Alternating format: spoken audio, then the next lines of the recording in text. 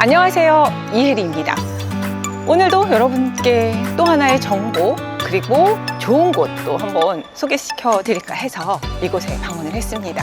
제 뒤로 보이는 이곳은 그리스 로마에 나오는 신전 같지 않나요?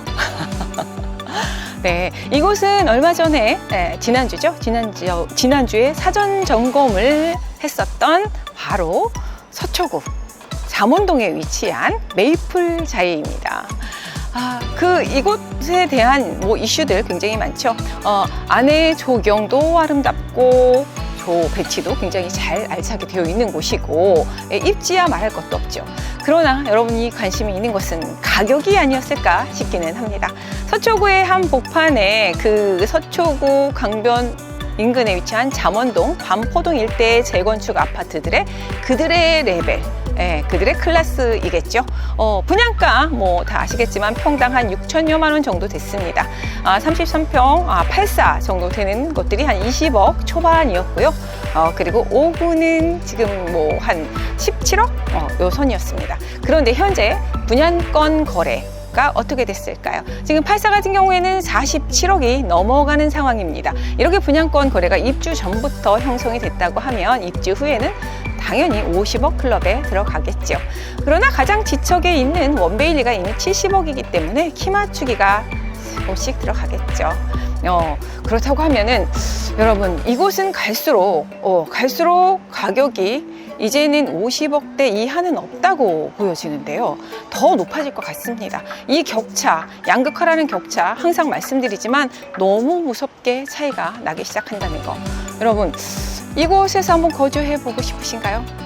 그러면 지금 이 47억, 50억에 가까운 이 가격이 거품이라고 생각하시나요?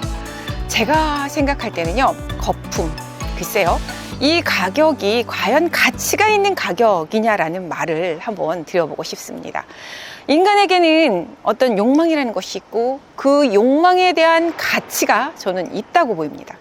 거품이 아니라 욕망에 대한 가치라고 말씀을 드릴게요. 한번 이렇게 생각을 해보십시오. 생물이라는 DNA는 모두 영토에 대한 욕구를 가지고 있습니다. 그 많은 밀림의 야생동물조차도 영토 싸움이라는 것을 하고요. 그리고 우리는 동서고금을 막론하고 시대를 막론하고 영토에 대한 욕구, 인간의 영토에 대한 욕구, 비옥한 토지를 모두 내 것으로 만들기 위한 욕구는 계속 되어져 왔다. 그런 것들에 대한 과거의 어떤 사례들이 있을까요? 한번 저 멀리 고대 때부터 시작을 해볼까요? 페르시아 전쟁이 있고요. 그 전에 그 유명한 그리스 신화에 모두 등장하는 신들이 나왔던 바로 트로이 전쟁이 있습니다. 다 영토 싸움이었습니다. 그 이외에도 중세를 넘어서며 그 유명한 백년 전쟁, 프랑스와 영국이 그렇게 앙승이 될 수밖에 없었던 영토 전쟁, 그리고 식민지 전쟁, 그리고 백년 전쟁. 중세엔 그리고 종교 전쟁이라고도 하지만 영토 전쟁이 될 수도 있는 바로 십자군 전쟁. 그리고 근세에 넘어와서는 여러분들이 너무나 잘 알고 있죠. 그 많은 전쟁들 중에서도 가장 큰 전쟁 하면 1차 대전, 2차 대전, 너무 많은 전쟁들입니다. 현재도 진행 중이라는 것이죠. 결국에는 우크라이나 러시아 전쟁도 접경 지역을 유리하게 먼저 차지하기 위한 러시아의 침공, 영토 전쟁이었다고 할 수 있겠죠. 이렇게 국토와 영토 전쟁은 계속되어지고 있고요. 그러한 다툼은 바로 권력의 다툼이라고 할 수도 있습니다. 바로 우리나라도 마찬가지죠. 독도를 가지고 일본이 그렇게 우리나라가 그곳에 대한 자존심을 버리지 않고 계속 이어져 오는 팽팽한 줄다리기, 양보하지 않는 그런 영토에 대한 주권 싸움이 일어나고 있습니다. 이런 내용들은 여러분 그저 오래전부터 이어져 온 인간의 DNA이고 기본 욕구라고 생각되어집니다. 이렇게 부동산, 토지, 땅이라고 말할 수 있는 영토, 다 가치. 우리는 인간의 기본 욕구로서 그 가치를 누구보다 더 안전하고 비옥한, 더 살기 좋은 그러한 욕구가 바로 욕구의 가치이며 그만한 피의 대가이든 아니면 가격의 대가이든 치르며 차지하고 있고 앞으로도 그렇게 되어질 것이다 라고 보여집니다. 그래서 누구에게나 공평하게 주어진다고 하는 어떤 공공의 토지라는 것들은 사실은 억지로 인위적으로 만들어낼 수는 있으나 그것들이 지속되어지기에는 기본적인 DNA의 본능에 미치지 못하는 그러한 어떤 제도나 상황이 될 수 있다는 것이죠. 그래서 여러분, 그렇다면 이런 좋은 비옥한 아니면 좋은 그들만의 클래스라고 하는 입지적으로 너무 좋은 위치이죠. 강남의 중심권이기도 하고 중요한 업무지, 종로 내지는 뭐 앞으로 엄청난 지역 발전을 할 용산 그리고 강남 모든 곳을 아우를 수 있는 중요 입지에, 그리고 그들만의 클래스라고 하는 50억 이상의 클래스에 있는 이 지역은 누구나 들어왔을 때 그 삶의 터전의 편의성뿐만 아니라 그 가치에, 그들과 함께하는 그 클래스라는 가치에 가격이 들어있는 것이고 그만한 지불할 의사들이 있다는 것입니다. 그렇다면 이곳을 포기할 것인가? 아니면 이곳을 나도 입성해보고 싶은가는 바로 여러분의 손에 달려 있습니다.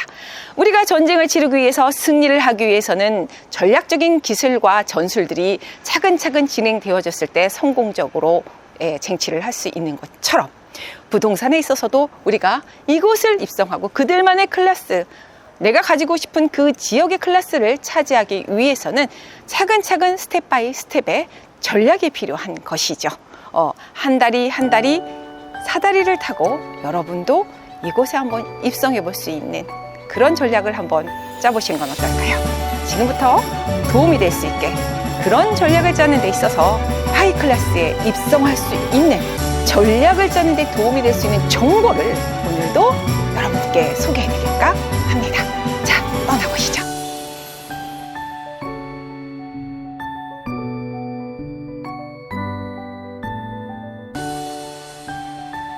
여러분, 이곳은 지금 서초구 방배동입니다. 방배동에서는 재건축이 또 활발하게 이루어지고 있고요. 내년 9월이면 또 입주를 하는 방배 5구역, 총 한 3,064세대 정도 됩니다. 이곳에 대한 또 이슈가 한참 또 회자가 되고 있지요. 방배 5구역은 현재 한번 잠깐 분양권에 대한 얘기를 말씀드려 볼까요? 지금 기본 분양권, 일반 분양가 같은 경우에는 여기도 평당 6천만 원이 넘는 분양가로 한 20억 초반이었습니다. 대부분의 강남권의 일반 분양가는 20억을 넘은 지 한참 됐죠. 하지만 엄청난 금액이라고 할 수 있을까요? 여러분, 현재 분양권 거래는 이미 35억이 넘어가고 있고요. 입주 시기쯤 됐을 땐 당연히 이것도 40억 클럽, 강남이라고 하면 무조건 40억 클럽이 되는 곳이 또 이곳이 아닐까 싶습니다. 방배라는 지역은 지금 한참 개발 속도를 내고 있는 인근 지역들이 모두 되었을 때는 더 큰 높은 가치를 가질 곳입니다. 주변에 이 5구역을 중심으로 인근 아래로 15구역, 13구역, 14구역이 모두 순차적으로 개발이 될 것이고요. 그랬을 때 전체적인 40억 이상의 클럽이 되는 곳이 바로 또 이 지역입니다. 여러분, 강남권이라는 곳이 이런 힘을 발휘하죠. 분양권 시작에 비해서 거의 20억 이상의 상승 추세, 제가 말씀드렸죠. 메이플자이에서도 말씀드렸지만 가치에 대한 가격이 이렇게 계속해서 올라가는 것, 거품이 아니라 가치에 대한 가격 지불이다, 인간의 욕망이다 라고, 자연스러운 DNA의 인간의 욕망이다, 그에 따른 가격의 가치이다. 바로 이것도 그렇게 되는 지역이지요. 하지만 여러분, 말씀드렸죠.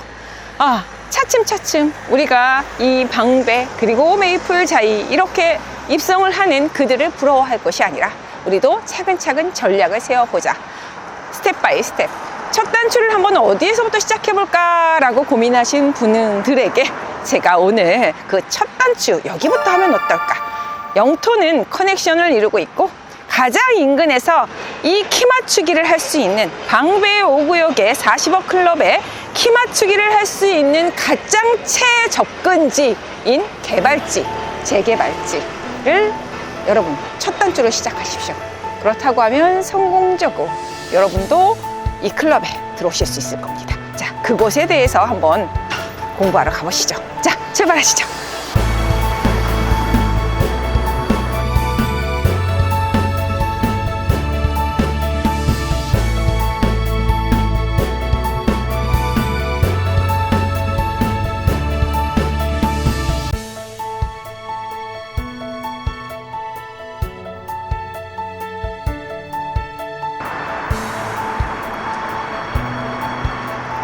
주위로 보이는 곳 시원하지 않습니까? 여러분, 자, 제가 이곳을 또 여러분께 소개해 드릴까 하는데요. 지금 이곳을 오게 된 이유는 우리 한번 말씀드렸죠. 이 도로라는 것은 그냥 도로가 아니라 그곳을 향해 가는 부의 척도이며 그 중심축이다 라고 말씀드렸습니다. 그래서 제가 오늘도 여러분께 앞으로의 광역 도로에 대한 많은 정책과 그리고 개발 계획들이 잡혀 있죠. 그 중에서도 가장 중심축 안에서 어떻게 커넥션이 되는지에 대한 부분 잠깐 말씀드릴까 합니다. 저희가 또 강남권 다녀오지 않았습니까? 제가 서 있는 이곳은 아름다운 밤이면 별빛이 흐르는 구름 카페입니다. 동작대교 구름 카페인데요. 이곳이 앞으로 엄청난 중심축을 잇는 커넥션의 그 입지이기 때문에 말씀드릴게요. 지금 동작대교는 보시는 것처럼 저렇게 이미 대교가 오래전부터 바로 강남, 그러니까 서초와 동작구 사이에 위치해 있으면서 용산으로 세정거장만 가면 되는 지하철로 최고의 직결 입지입니다. 10분 만에 용산과 그리고 강남권을 연결하는 중요 도로죠. 하지만 거기서 끝나지 않습니다. 앞으로 엄청난 많은 교통량에 대한 대책을 세워 놓아야겠지요. 그것이 지금 이 도로에 대한 건데요. 지금 D1 도로에 대한 개발 계획이 잡혀 있는 것을 말씀드릴까 해서예요. 지금 앞으로 남태령, 우리가 남태령 하면은 과천이죠. 과천, 수원, 평택을 잇는 중요한 대기업의 산업지들이 있는 이 관문이 바로 사당입니다. 사당은 저녁 때가 되면은 굉장히 많은 인파들이 몰리는 곳이고 그곳에서 많은 셔틀버스들이 운행이 됩니다. 수도권까지 말이죠. 그래서 관문이라고 하죠. 남태령에서 사당까지 이어지는 도로 혼잡하고요. 사당에서 이수에서 동작까지 이어지는 도로도 앞으로 더 혼잡해질 것이고요. 그리고 그 넘어 바로 용산 이어집니다. 용산에서 그 넘어 서울역까지 이어지는 도로, 이게 D1 도로인데요. 이 도로가 바로 신호 없이 4차선 도로로 지하로 해서 하저 터널이라고 하죠. 지하 터널로 바로 직결해서 갈 수 있는 도로 개발이 잡혀 있기 때문에 여러분께 소개해 드립니다. 여러분, 지금 제가 있는 이곳은 앞으로 이 상층부의 대교에서 다니는 차량뿐만 아니라 지하 해저 터널이 바로 서울역까지 직결하게 되는 도로로 개발이 되는 것입니다. 지금 서울역 인근도 북부 역세권 중심축이라고 해서 그곳에 컨벤션 센터와 함께 모든 관문, 지방에서 오는 관문뿐만 아니라 서울의 중심축의 관문의 중심 광역 교통망과 함께 복합지로 개발을 하고 있죠. 무려 예를 들면은 문화적인 면에 있어서도 2,000석이 넘는 전시장이나 공연장까지 넣는 복합 개발이 한참 진행되고 있는 거 제가 설명드렸을 거예요. 그리고 서부 역세권 일대, 철도가 내려오는 용산의 남부 역세권까지 용산을 이루는 한강로 일대의 지하화에 대한 것들은 연결돼서 커넥션이 이루어진다는 것. 그러면 용산을 거쳐서 그리고 다시 거꾸로 내려오면은 바로 이 동작대교 지하 터널을 거쳐서 바로 저 너머에 서초구와 사당동 일대의 이수대로를 거쳐서 그리고 사당역과 저 남태령까지 이어지는 이 도로가 앞으로 무엇을 말하는지 여러분 이쭉 한번 도전해 보십시오.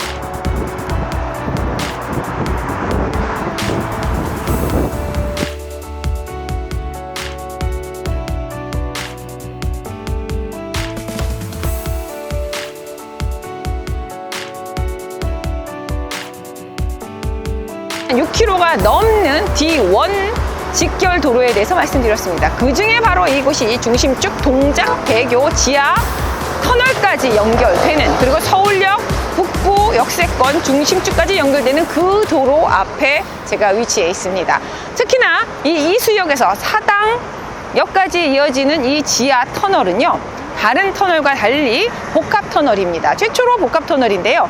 이곳은 상습 침수 구역입니다. 그래서 이 상습 침수 구역에 대한 빗물 수로가 필요하고요. 이 빗물 수로와 함께 4차선 이상의 지하 터널이 쭉 저 동작대교까지 넘어가는 터널로 개발이 되는 곳입니다. 그 중에 바로 제가 말씀드린 서울의 북부 중심축인 서울역 북부역세권 개발과 함께 그 지역의 중심축에 바로 직결되는 도로, 이 도로는 바로 강남과 연결이 되는 도로이지요.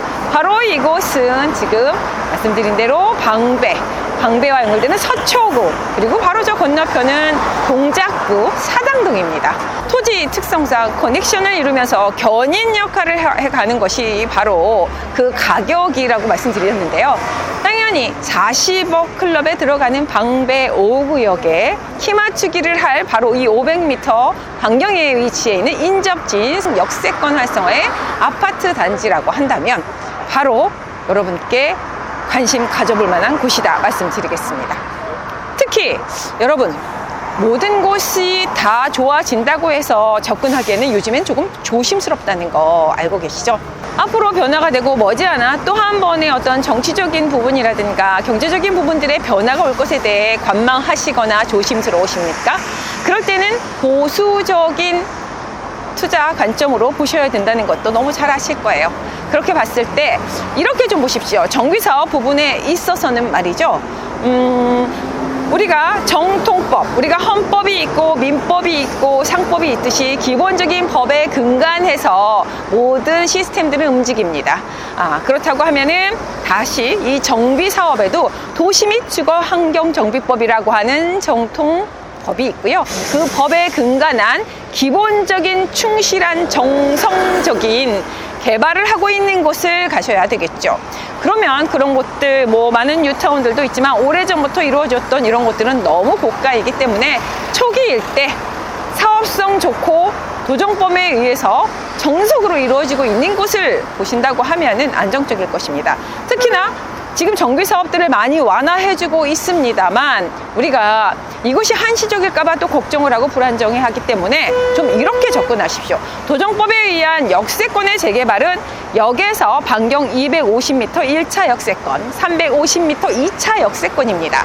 하지만 이제 완화를 좀 많이 시켜주다 보니 500m 반경까지를 역세권 재개발로 완화를 해줬습니다. 하지만 지금은 조심스럽고 보수적이어야 할 때이기 때문에 원래 원칙적으로 도정법에 의한 350m 반경까지만 개발을 하는 그런 정비사업, 역세권 활성화 정비사업을 눈여겨보시고 안전한 곳에 좀 관심을 가지셔야 된다. 혹시 이런 생각들 하고 계시지 않은가요? 내가 저 가치가 높은 상급지 강남권이라고 하는 곳에 40억 이상의 클럽에 입성하고 싶다라는 생각 해보신 분들 있나요? 그런데 말이죠, 스텝 바이 스텝을 하기 위해 그곳에 진입하기 전에 첫 발을 떼는 것들이 너무 두렵고 걱정스럽다고 하신다고 하면은, 그래서 여러분에게 그런 곳이 어디에 있냐고 한다면 바로 이 이수 역세권을 말씀드리고 싶다 했습니다. 어떤 분들에게요? 혹시라도 사업이 빠르게 진행될 수 있을까요? 라고 생각하시는 분들에게 네 라고 대답할 수 있는 것. 혹시라도 이것이 성공적으로 안전하게 진입해도 되는 곳인가요? 라고 생각하시고 질문하시는 분들에게 네 라고 대답할 수 있는 것, 그곳이 바로 이곳입니다. 여러분, 저는 여러분들에게 기회를 드렸고요. 그리고 그 기회를 잡는 것은 바로 여러분의 몫입니다.